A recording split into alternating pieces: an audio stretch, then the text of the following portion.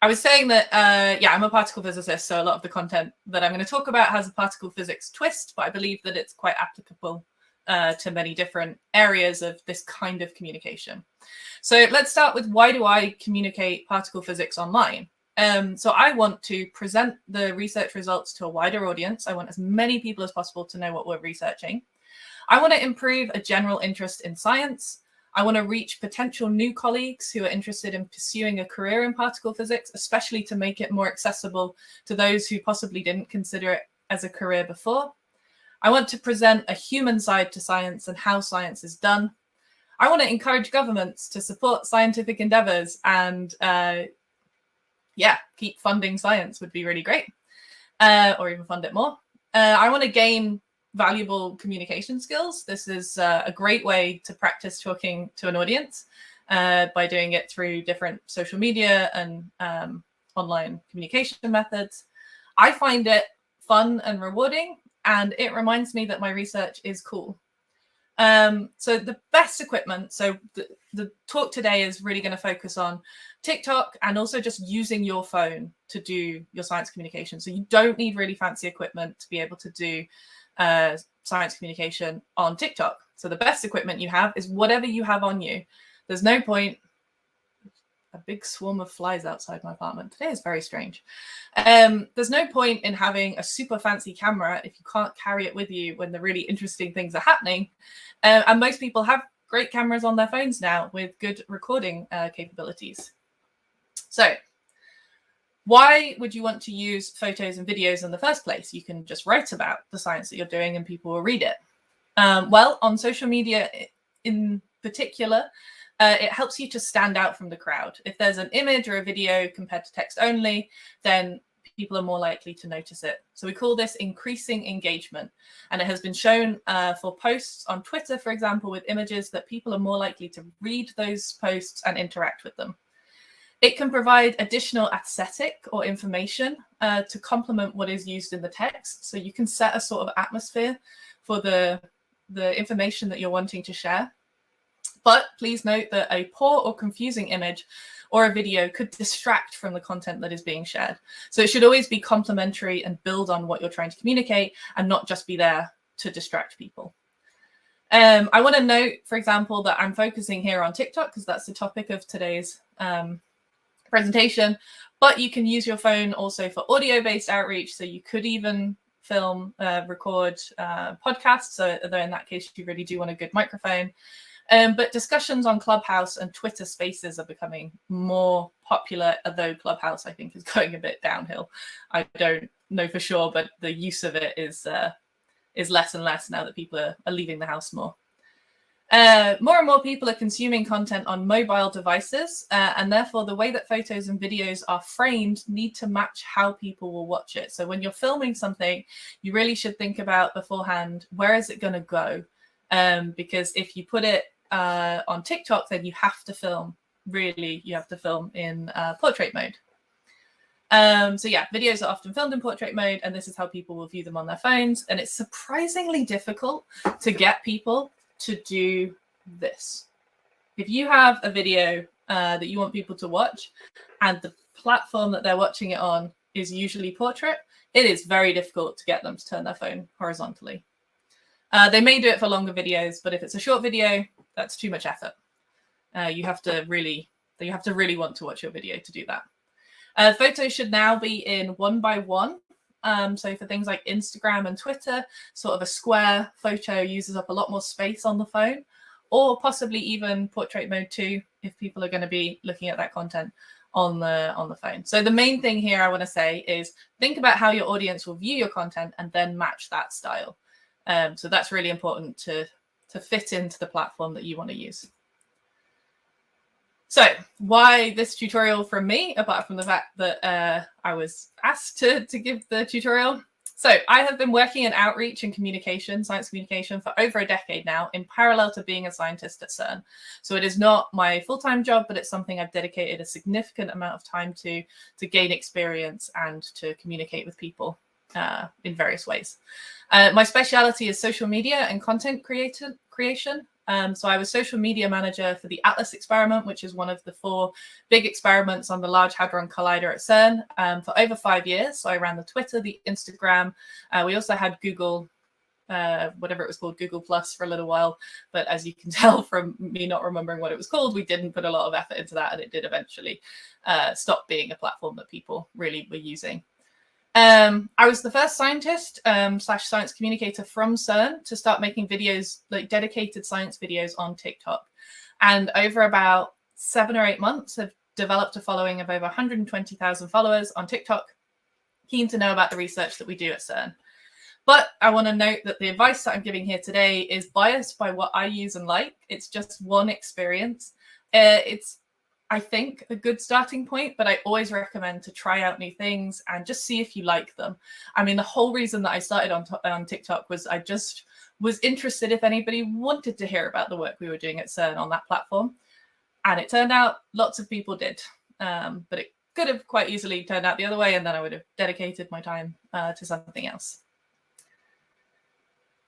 So what is TikTok? Very, very briefly. So if you came here because you thought this sounded interesting, but you didn't know what the platform was, it's a video sharing online social media platform with a focus on short form videos. So I say 0 to 180 seconds. You have to have at least 3 seconds for a video. But it's very, very short videos. Honestly, I thought it was mostly dancing videos and lip syncs when I first was aware of TikTok, and there are plenty of these, but there's so much more content on there that isn't just this type of video, including educational and sort of sci-tainment. So really good science communication and science education, but with an entertaining twist to keep people interested in that short amount of time. A strong component on TikTok is the use of music or sound over the top of a video. So you can really consider this, like, if you have experience on other platforms such as Twitter, you might see a meme, which is a picture that is reshared many times, and people often change the text, and the group understanding of the history of where that picture came from with the slight change of text is how these memes are passed along and they evolve, and it's kind of a way that a community, they have a shared understanding, and that's part of the joke. So on TikTok, you get trending sounds and trending music that people will then record their own video to it.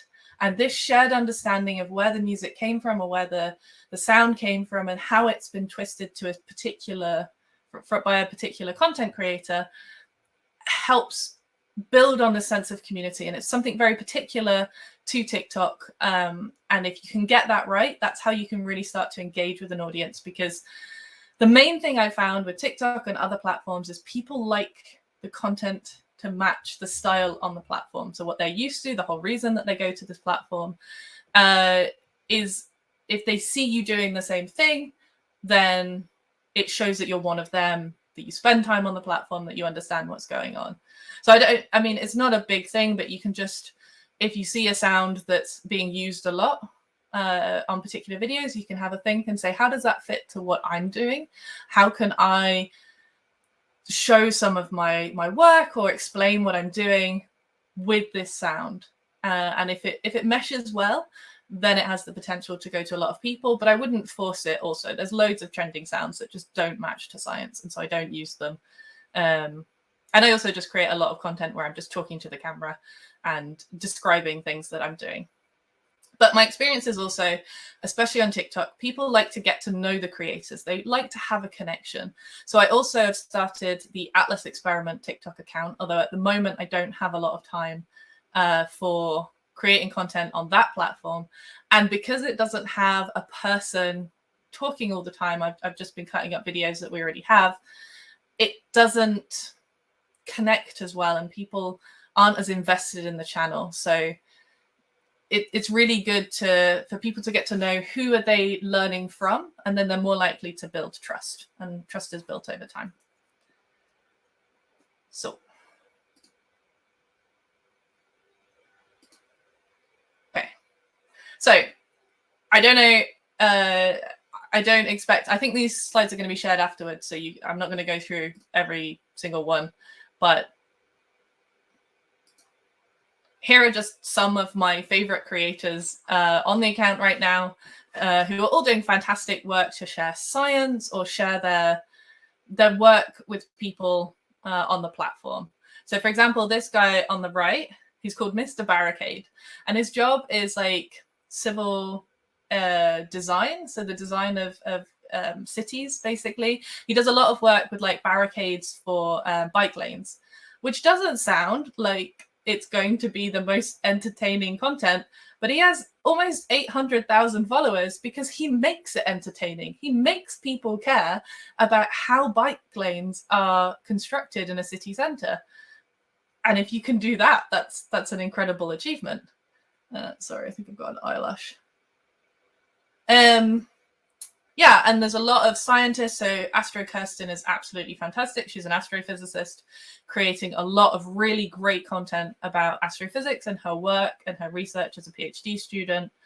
Dr. Raven, the science maven, does raps about science. She creates fantastic songs about her work that are really popular. And there's a whole bunch of people. There's more that I could recommend, but I ran out of screen space. And everybody loves Hank Green on TikTok pretty much. So just be aware, I wouldn't slander him if you didn't want to get a lot of comments. But obviously if you had legitimate criticism, that's fair game too. Okay, I don't think this is gonna work because I don't know if it shares sound. But maybe if I take my headphones out and I bring this down here. Okay, let's try. If not, there's a link for you to share. So I just wanted to share one of my videos. Somebody said at the beginning that so Julie said that she went on to check out my TikTok channel and got stuck in a TikTok rabbit hole. I'm really sorry, and that is a common hazard of creating content on TikTok. I have occasionally gone to create a video, got distracted by a video, and then 40 minutes later I realized I haven't actually uploaded the video I wanted to create because I was watching too many videos. So I highly recommend putting a timer on the account to make sure that after a while it reminds you that you should probably leave the platform. Today I'm going to take you on an adventure, but there's coffee. Okay, let's go. It is raining.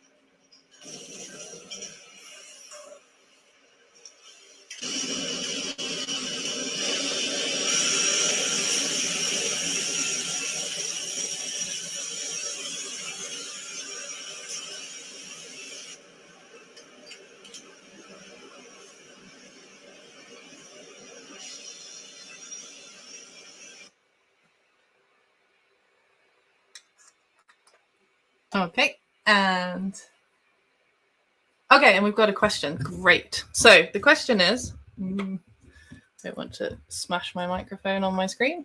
Let's put you back. Oh, you can come here. Is that going to be in the way? Okay, excellent. So yeah, so that's a 60-second video I made before they increased the limit to 3 minutes. So I had to very tightly cut the video. So there's a question from Amanda saying, how long does it take you to edit all these clips down to one video, and can you do it directly on TikTok? So this one I actually didn't do on TikTok, and the main reason is if I did some transitions where I dropped the shoes onto my feet and I changed my helmet, and I wasn't confident enough to do that in TikTok, although you absolutely can. I just didn't have enough experience. And so I filmed those by just filming the 2 segments and then cut them together on a editing software on my computer. But now that I have more experience, you can definitely do it directly in app, and it's actually quicker to do it in app. The only thing I would say is you have to really then plan your video out and know exactly the order of things. So I cheated on that video a little bit. I think one of the shots of the lift I filmed on the way back up because I decided I wanted some extra content. So if it's going to be a complicated video, I tend to film the segments directly on my phone, and I use, which I'm going to talk about in a minute or two, an on my phone editing suite to just shuffle them around. But you can also move them around on TikTok. And the amount of time it takes. So actually, the thing that takes the most amount of time for me on all of these videos is putting in the captions.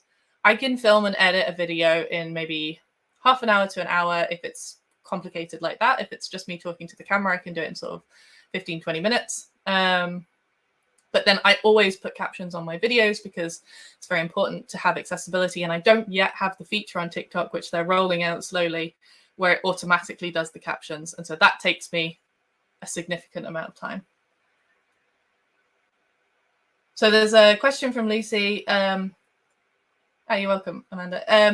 Complete novice here, and my teenage children will groan at me for using TikTok. Yeah, my cousins, I think they know I'm on TikTok and they refuse to interact with me. They're sort of early teenagers. Sam's got the automatic captions feature. I'm very jealous. Yeah, so the question is, should I use my name as my username like on Twitter, or should I be more cautious like on Instagram? So actually, on all of my social media platforms, I have my full name, Clara Nellist. But when I was playing around with TikTok and the idea of starting an account, I used Particle Clara because I thought maybe using my full name sounded a bit older. I thought because a lot of astrophysicists use Astro and their name. It's quite a common thing to go together. So I thought Particle Clara sort of fit in with that trend.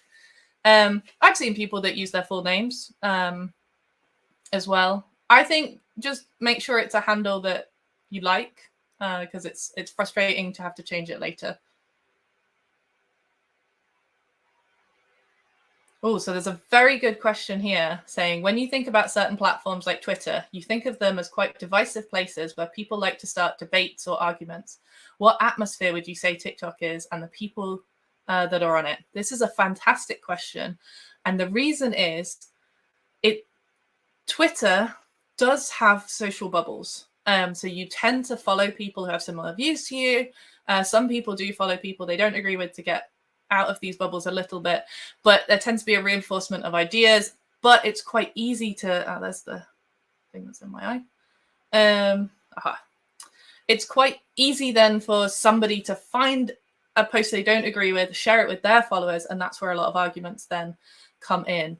On TikTok, the algorithm is very good and it quickly learns what you like and shows you videos that you want to keep watching. So TikTok, the For You page, which is the page where you watch the videos, is different for everyone because it really depends what you like watching. And in that case, I found it a lot more positive than Twitter and Instagram because the algorithm is trying to show people who like science my videos. Although a few months ago, a colleague joined, which is, absolutely fine. But he was making a lot of content for conspiracy theorists in terms of he was challenging them and making a bit more. So my videos are supposed to be very inclusive and calm and let's learn about science together. He was challenging the conspiracy theorists. But because we were using the same hashtag, the algorithm started showing my videos to more conspiracy theorists and I got a lot more aggressive comments. But quite quickly they got bored because I didn't engage really. And so after a few weeks, it went back to normal and I got nice comments again.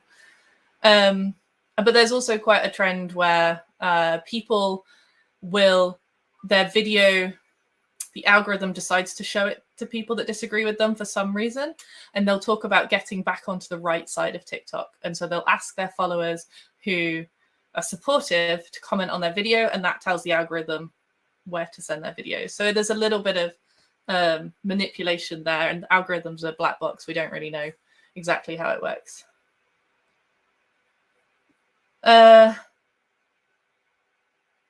So there's a question also, can you see who you're engaging with? Can you get feedback on number of views, age groups, locations? Yeah, so you have to make your account a creative account or a business account, but I don't really recommend business because you get fewer music options.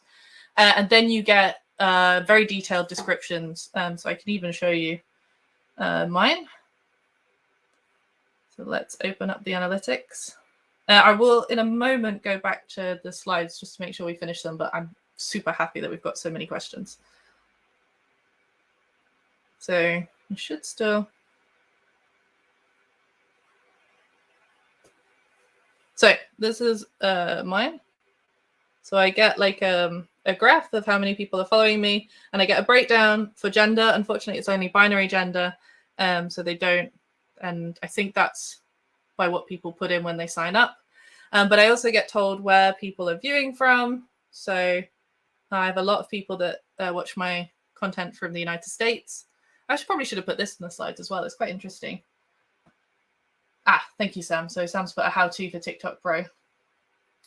And I also, very useful to know, I have I have to hide my face like the makeup artists do. When are people online? So I can see, for example, that now most of my followers are starting to come online, and they'll be online for the next few hours. But there's a dip because so many of my followers are in the US. They tend to not be around early mornings for me. So I post most of my content in the evenings to catch those viewers early on, because the more people that watch your videos at the beginning when you've posted it, the more TikTok's likely to push it out. Okay, so let's go on to the next. No, we don't want to watch that again. Next slide. So this is actually answering some of the questions. So if you want to get a little fancier, then you're going to want to download additional apps to help you edit your content. So you can do everything on your phone, and you can do everything directly in TikTok, but there are some recommended apps that are quite helpful as well. And I promise this isn't sponsored. These are just the ones I use. So I use CapCut for video editing. It's a really easy to use, for me, it feels intuitive. Obviously, if you've never used editing software before, then it takes a little while to get used to it, but I find it quite intuitive to use. You can just film your videos on your phone, add them into the app, and then with your thumb, move them around, shrink them, put some effects on, that kind of thing.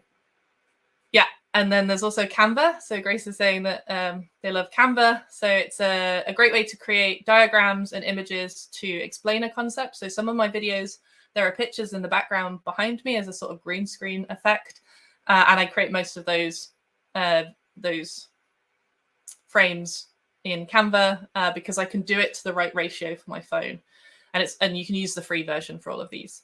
Otter AI, this is how I actually get my captions, because I don't have the fancy caption feature that Sam has.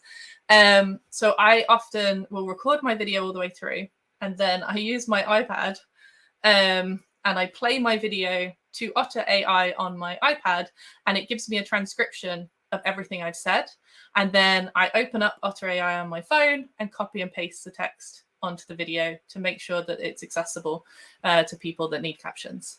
And then if you want to get super fancy, you can also use Lightroom. So sometimes if I have a really nice picture and I want more control over editing it, then I use the Lightroom on my phone.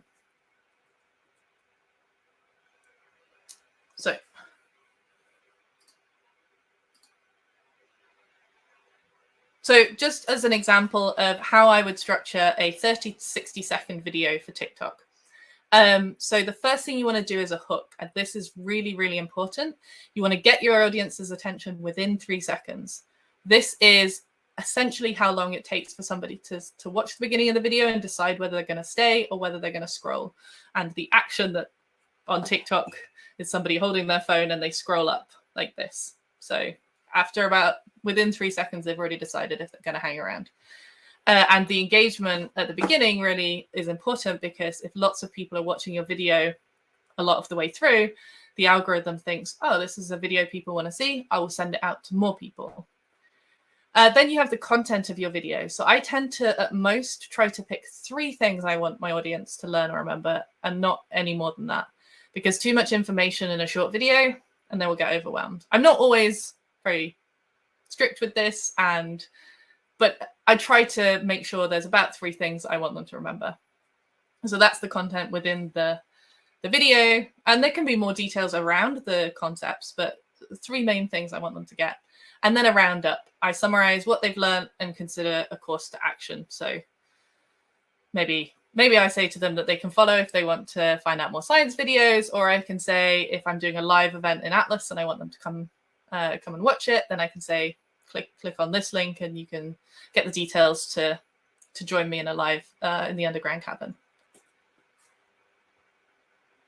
So just as another point, because if you're creating all this content for TikTok, you'll often see that people share this content in other places too.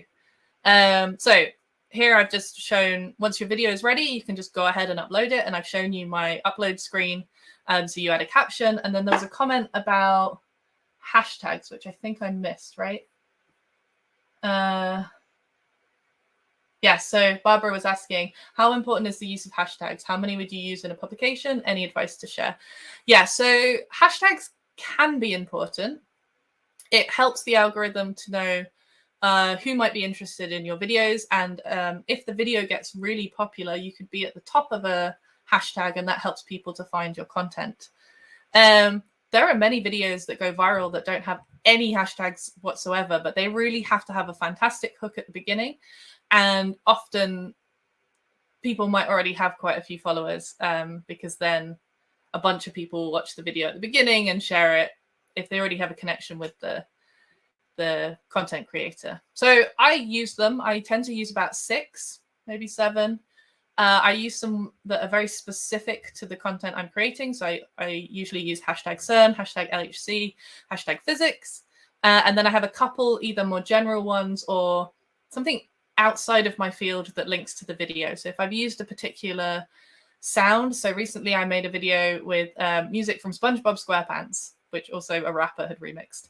But I put hashtag SpongeBob because I might get some people from that audience who are interested in my content. So adding that hashtag in can then help share it to slightly outside of the physics bubble. And what I would say that I put on this slide is don't worry too much about perfection on TikTok. Obviously, so in my experience, Instagram is very polished and very pretty and photo perfect. TikTok doesn't have necessarily that same vibe. It doesn't mean that you shouldn't proof what you're doing, and the content should absolutely be, the science should be correct. But as you saw in the video that I showed you, the first clip of me is at home in the morning without makeup on, having a cup of tea. And actually on TikTok, people like that sense of intimacy and sense of not having to dress up all the time. So I wouldn't worry about having all the best lighting and trying to make everything look shiny and perfect, because that can almost, in some ways, look false. What people want is what you're trying to say, what you're trying to share. But that might seem a little bit contradictory to what I was saying about matching the platform. So things like transitions between clips, and if you can manage to loop your video, everybody will love it. That's a very TikTok thing, because the videos repeat. So if you can make the end of your video seamless with the beginning of your video, then it just adds a TikTok sense to it, and people like that. So those are the kind of things I would always say for a special video now and again, put a bit of effort into that, but you don't have to make them look shiny and perfect. It's about connecting with an audience and sharing information. But then once you have your content, you can share it on other platforms, but be aware that people will know if you've made it very TikTok style, that you've been sharing it elsewhere. But places you can put it are Instagram Reels and Stories, and YouTube Shorts are now doing a similar sort of 60-second portrait video platform. You can also live stream, and I haven't really covered live streaming much because I kind of consider that a bit of a TikTok advanced training, because you have to have, I think, 1,000 followers, or even, I think 1,000 followers before you can go live. But it is a great way, and I see a lot of people who have lots of followers go live once or twice a week to keep that connection with their followers and have a much slower interaction, maybe an hour, half an hour, where they'll talk through the details of something much more, rather than these very poppy, very quick videos. So a word of caution, this I usually share with fellow physicists, especially in my collaboration, but it's possible that this will apply to you depending on your situation. please follow the guidelines of whatever collaboration, lab, institute, workplace you have regarding photography and filming rules. If in doubt, you can check with the relevant outreach or communication team, or maybe you are the relevant outreach or communication team. But yeah, just make sure that you have the right to film wherever you are and that you can represent whatever you're representing. And also, please follow local rules and wear appropriate safety equipment in all footage. Sometimes some of my colleagues don't always do that, and I feel like that can really undo a lot of hard work if people see scientists or people in positions of responsibility not following local guidelines. And accessibility is very important. So I've already mentioned this a bit, but in my opinion, it's just the right thing to do to make sure we're not excluding people from anything that we're creating. But also, if you want to share your work or your research or the work of whichever account that you're working for with as many people as possible, it also means making sure it's accessible to as many people as possible. So for visual content, this means adding alt text. So you can do this on Twitter by enabling it in the settings and then adding a description of the photograph for people who are hard of sight or blind, who use image descriptions on Twitter. For TikTok, it's about captioning videos. So as you saw on the example I gave, there was text on the screen for all of the things I said. It's also why my slides are quite wordy, because we don't have captioning today. So I want to make sure people can still get what I'm trying to say. But yeah, putting the audio as text overlaid on the screen, overlaid on the video. Also, you can add descriptions of the music that was used to add layers of context. People sometimes add music to give a certain emotion when they're sharing something, and people who can't hear the video lose that layer of the context. So this is primarily for people who are deaf and hard of hearing, but can also benefit people who are not fluent in whichever language the video is recorded in. So for example, I find it much easier to understand French when I can see the text written at the same time. And it helps me to improve my skills there. Additionally, many people watch videos when they can't turn the sound on. So not so many people are commuting right now, but the commute is building up again in various places. And so people, if they've forgotten their headphones, but they still want to spend 10 minutes on TikTok while they're waiting for their bus, then they might watch it with the sound off.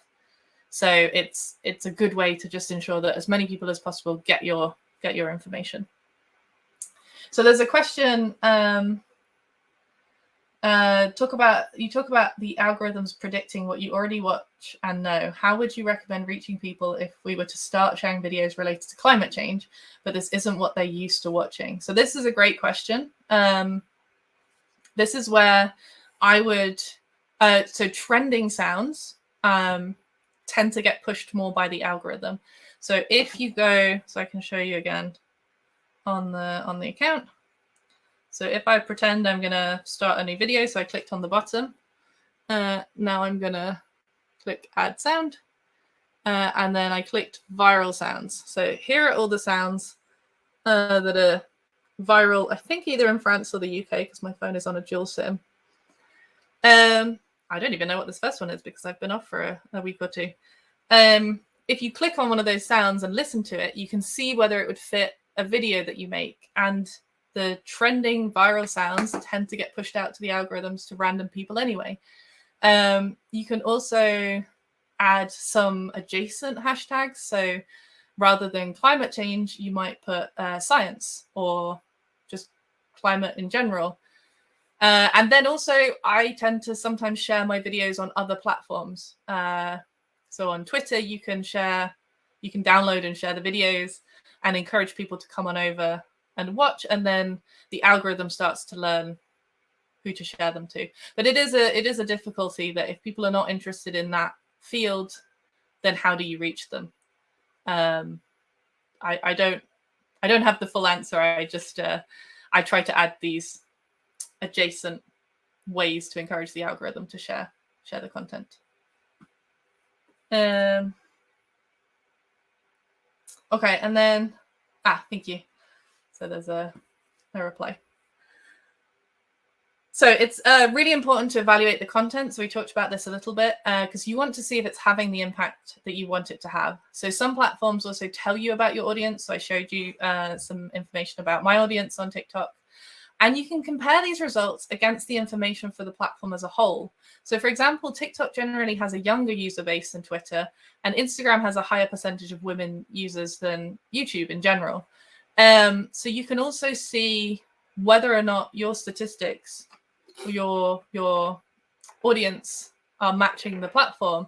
And if not, maybe it's a good thing, or maybe that shows that the content needs to be better targeted or more accessible, that kind of thing.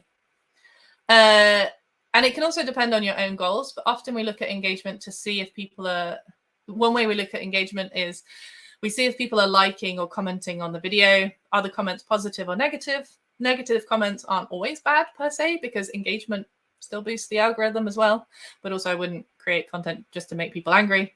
But it can also be an opportunity to learn and improve. So I've had legitimate feedback where people have said, oh, I didn't understand this. And so then I know that next time I have to make sure I'm clearer when I explain that. And I wouldn't recommend feeding the trolls. So it's up to you to decide how much you want to interact with people leaving unconstructive negative comments. But it's always useful to look at the analytics from social media and keep track of how the content performs over time. So this is the challenge, and I see that we're already. Sam will have to remind me when we're finishing. I think it might be. Is it now or is it in 15 minutes? But anyway, this is homework, because we've also had a great around now. Okay, so I've got one more slide anyway. So the challenge is, and so this is homework. Plan a video on the topic of your choice. And I want you to think of 3 main points you want your audience to learn or remember. Catch them in the first 3 seconds. Keep it less than 60 seconds, because even though you can have 3 minutes on TikTok, you kind of have to earn that 3 minutes in terms of people are still used to the short videos. So the content really has to be engaging. So I don't have that many long videos because I like to keep it short. It's also a good, really great science communication. It develops your science communication skills. Film it in portrait and have fun with it. That's, if you're having fun, then that comes across in the videos, and it's another great way to engage with the audience. So the last slide I have for here, this is a bonus. I said you don't need fancy equipment to make good content, but sometimes maybe you want it to look a little bit polished, a little bit more polished. So a ring light can really help to evenly distribute soft light over the face of a presenter. They can be very cheap. I think they actually sold out at the beginning of the lockdown, but now I think they should be available again. A microphone, sound quality is very important. So you should also test this before recording something that is time critical. And a tripod can help to keep your phone steady. So I was just reading also the content. So that is the last slide I have here. I'm just going to check quickly the Q&A. And I'll also share this presentation. So I think that I don't know how it's going to be uploaded, but I'm sure Sam will know better than I. So I'm just going to quickly whiz through some of these questions to make sure they get answered. So if you save a TikTok video and then upload that saved video to Instagram, will it get killed by the platform that was not originally created on? So Instagram has started doing a thing where it recognizes when you download a video from TikTok, it puts the TikTok watermark on there with your username, which I quite like that your username goes on so people can't pass off your content as their own. But that does mean that when it goes on to Instagram, that watermark can now get picked up by image recognition, and they suppress that content. So one thing that I do is if I do intend it to be a video I want to put on multiple platforms, I will record it outside of the app, edit it together in CapCut, and then post it separately so that it doesn't have the watermark. Or sometimes just for Instagram, I don't put as much effort in there, honestly, because it's not, I only have a limited amount of resources. And so I'll just upload the one from TikTok and people can come find me on TikTok too. So then Julie was asking the same question about minimize its reach. So yeah, Instagram does pick up on that now. Is following video trends important and using some of the effects offered by TikTok helpful when growing an account? So this, I think Sam was answering this in the chat. Yes. So following trends and understanding the platform, especially if you are creating a content for a for like an institute so when I'm doing Atlas content rather than personal content, you want to show that you're not just some faceless like faceless institute that's just trying to push out and make people interested in their stuff. You want to show that you are that the social media content creator is one of them and understands the trends and can make things that fit the platform. So I wouldn't force it too much, but I hope it's okay to talk about a brand. I would go and look at Innocent Smoothies, which is a smoothie company. Their TikTok is really funny and just completely fits the platform, and it works. And that means that their videos get shared by people. It's a wholesome, nice account, and then they can sneak in their marketing alongside of that. And so in the same way, you can make fun content that fits TikTok and slide in some science or some of the work that you're doing alongside of that. And then we already talked about hashtags. So yeah, I would say about 6 is a good number, and a mixture of really specific ones that pin down what you want to talk about and some general ones that try and get it out to a wider audience.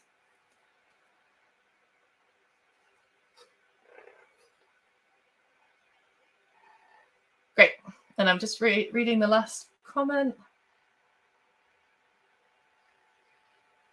Yeah, so the comment by Caitlin is to pick a viral popular sounds and then create content around that. So yeah, trying to see what's trending at the moment and creating content around that. That trend is a good way to also pick up new followers. So you have my details on this slide, so you can come find me on Twitter. I'm kind of on Instagram. Instagram is a great way that people can message me because my messages are open, but there's not loads of people. I have been creating some stuff on YouTube, but not so much. And TikTok is really where I am at the moment these days. So that's the information. I'd love to see if you create anything. You don't have to tag me in the original post, but maybe underneath you can be like, hey, Clara, come look at this. I would love to see that. And yeah, if you want to chat about stuff afterwards, I'm always open to discussing ideas and things like that. So that's everything I had today. Hopefully I'm still in time, Sam, or maybe just slightly over. But thank you also for the great questions. It was really interactive and fantastic. So I really enjoyed talking with everyone. And good luck. And yeah, but the main thing I would say is just have fun. If I stop having fun on TikTok, I don't think I would put nearly as much time in it. But I was genuinely surprised. I'm going to keep talking until Sam kicks me out. I was genuinely surprised at how interactive, how supportive it was. And I'm not saying that that's true everywhere. There are some really bad sides of TikTok. But if you create a community where you are open and friendly and supportive and share good science, then there are people that like that and share the same back. I think that's Sam saying that I'm going to get.